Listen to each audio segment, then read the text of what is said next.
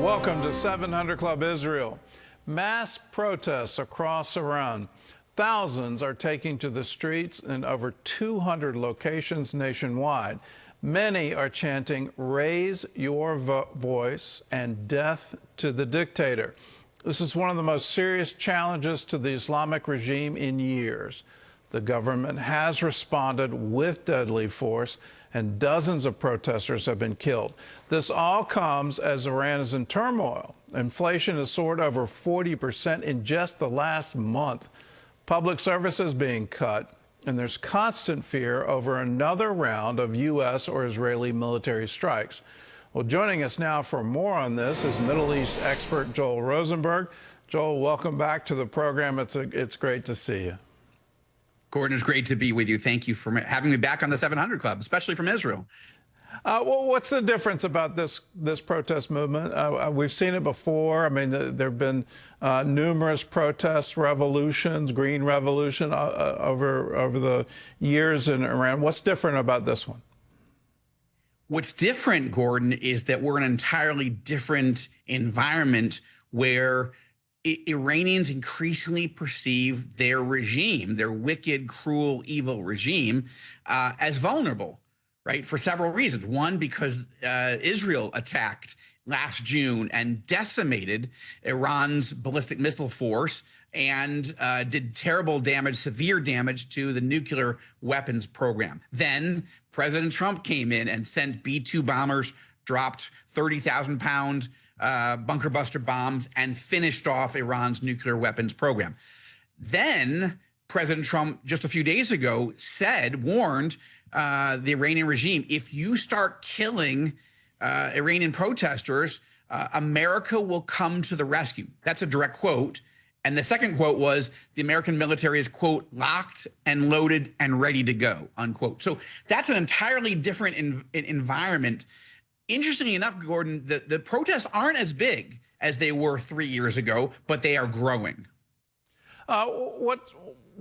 What's the truth here? I'm hearing reports that somehow or other the leadership is looking to exit the country, and everything is really fragile, that there's a real possibility of the monarchy coming back and being restored. Is any of that possible?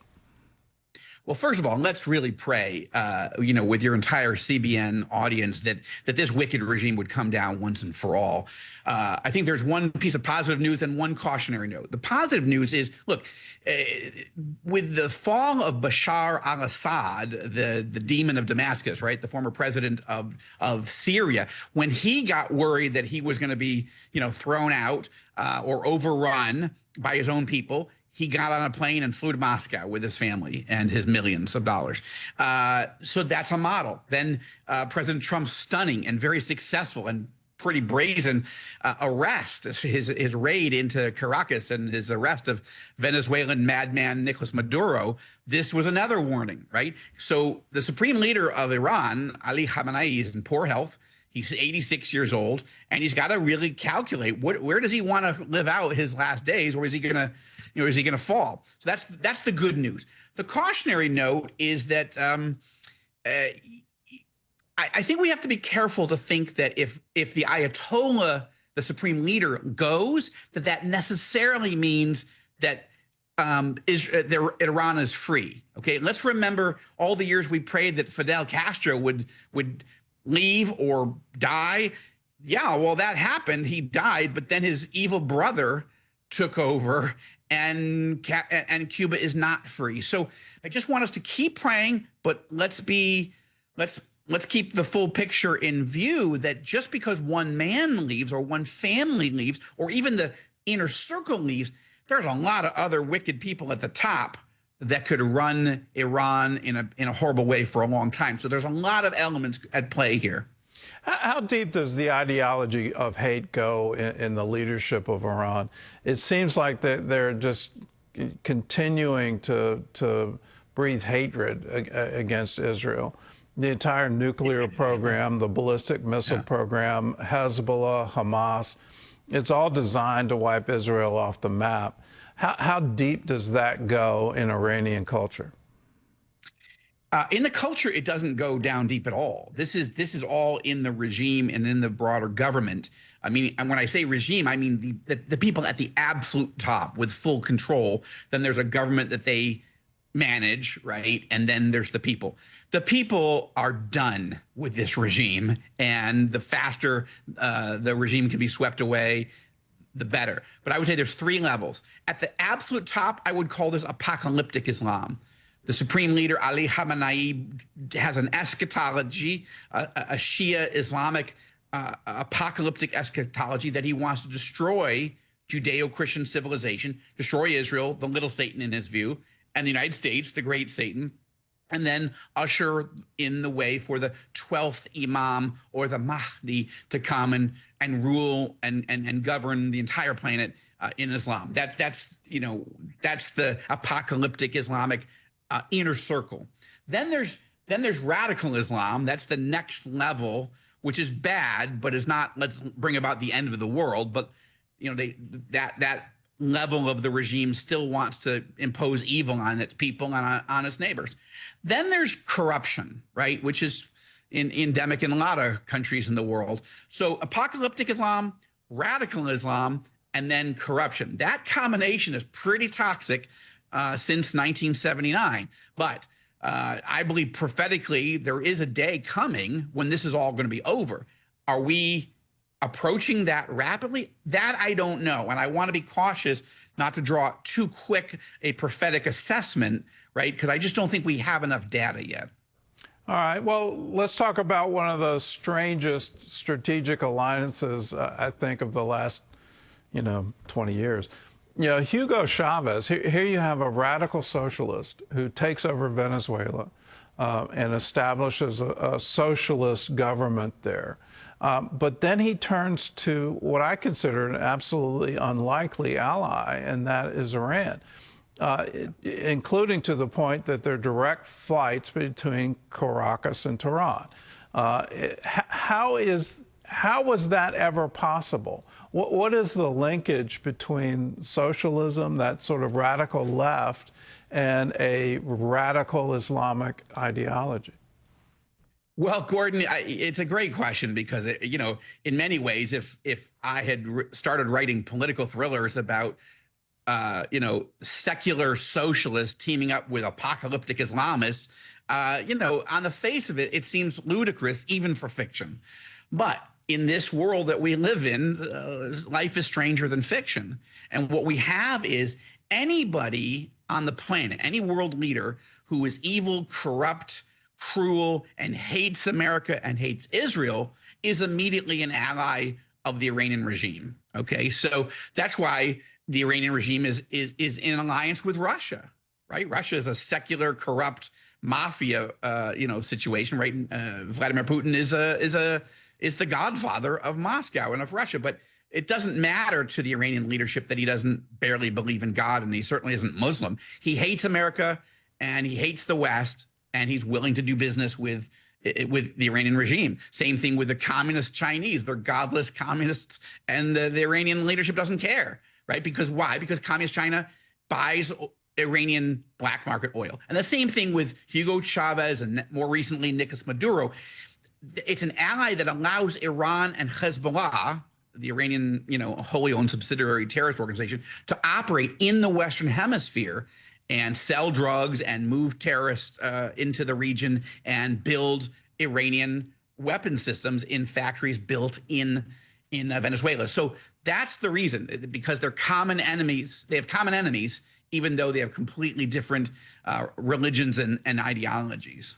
How deep is Iran into Venezuela? I think most Americans don't get it. So Delcy Rodriguez, who's now the acting president of the country, says that the capture of Maduro was a Zionist plot.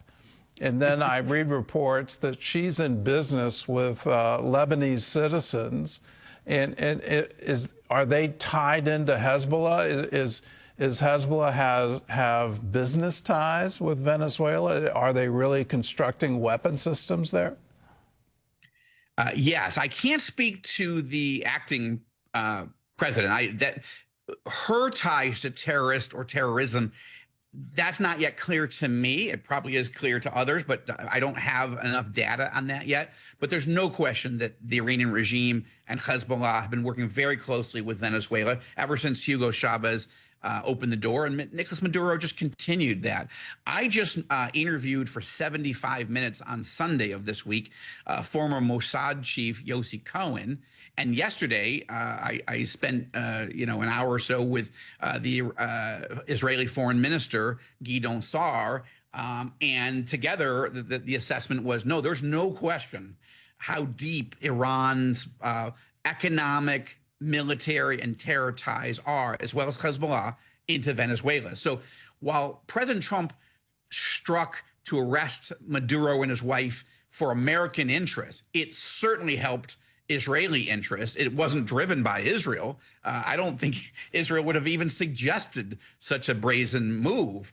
But that's Trump realizing that, reasserting the Monroe Doctrine in the Western Hemisphere with, I got to say, a very impressive Secretary of State, Marco Rubio, who himself is from a Cuban heritage, and Venezuela's connection to the Cuban regime is horrible and very, very close. So Rubio gets it. Clearly, President Trump gets it. And Israel has been applauding the moves over the last week because it really does help us.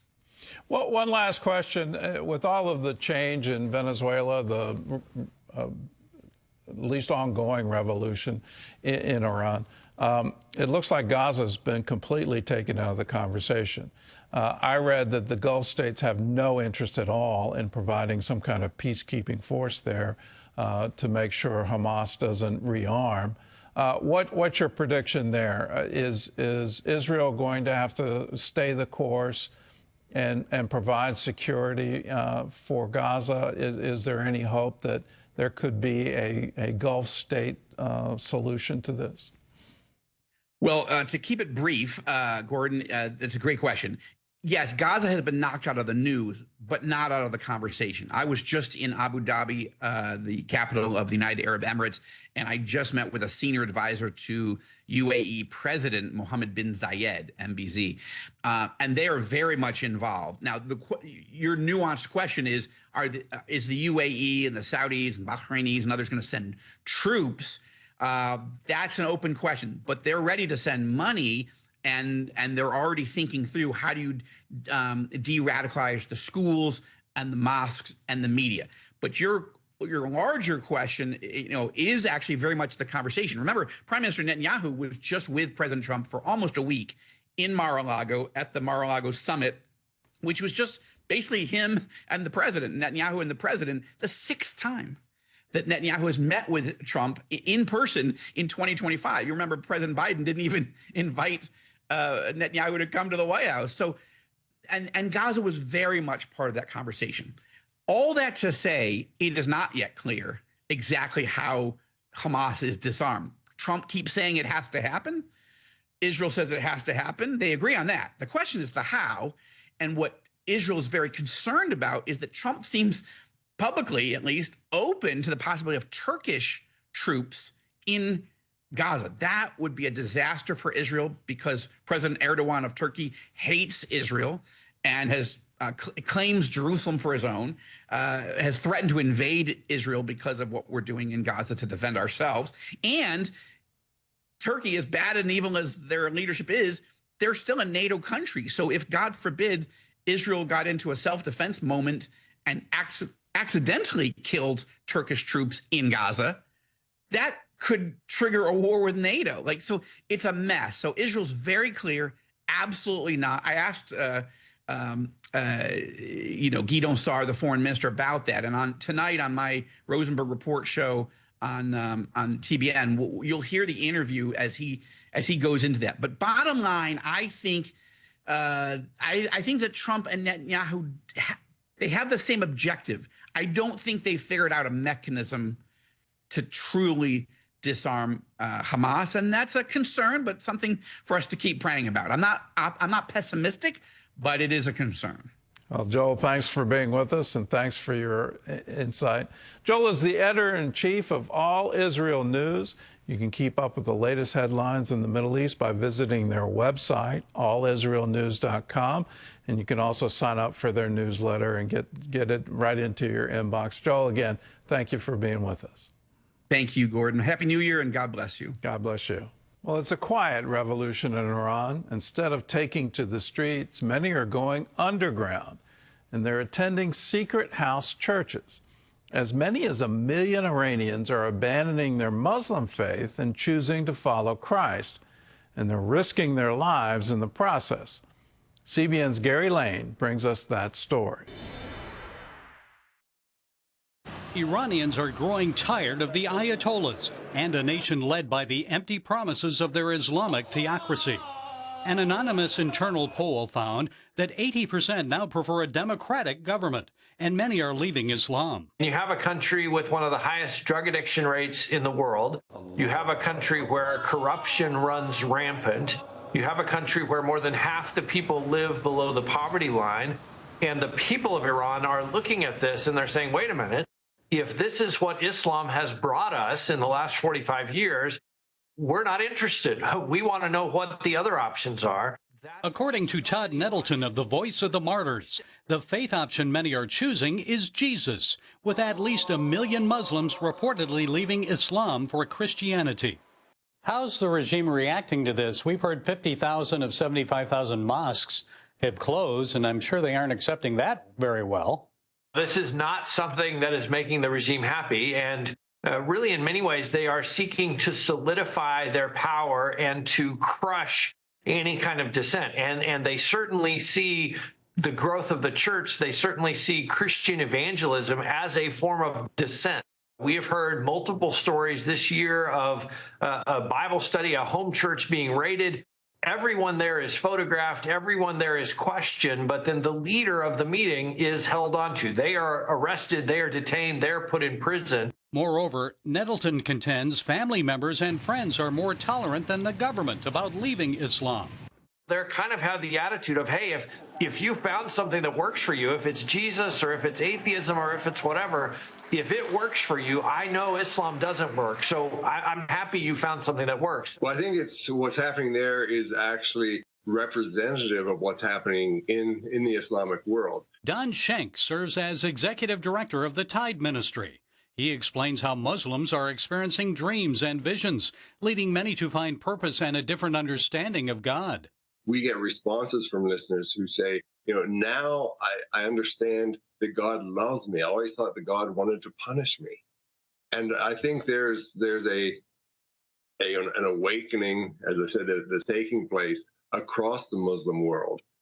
Schenk states that Tide Ministry radio broadcasts are receiving positive responses in Afghanistan, where the Taliban pose great danger for those seeking information from secret Christians within the country. There's a lot of suspicion of, okay, if I'm going to meet with these people and share that I'm now a believer, are they really true believers? Or are they just trying to identify me? It's more than simply being ostracized or disowned by your family. It is actually the threat of death. So accepting new life in Christ means accepting the possibility of your life ending in this world. Christianity is also spreading in Yemen, where the Joshua Project reports Christian growth is almost double the global average. Next door, Nettleton sees the Saudi Arabian monarchy becoming a bit more tolerant of Christians and their churches. Not necessarily welcoming it with open arms, obviously, but just the understanding that it could happen, that there could be Christians here, and maybe that's not the worst thing in the world. That's such a change from what we would have seen 10 or 15 or 20 years ago. A move of God's Spirit bringing change that may eventually transform not only Iran, but the entire Middle East. Gary Lane, CBN News.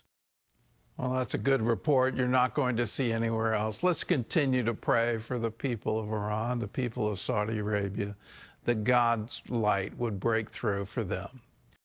Well, terrorists fired hundreds of missiles into northern Israel last summer. One blasted through a steel-reinforced bomb shelter, and it killed Ruzan's mother, left her traumatized daughter wondering how to rebuild from nothing.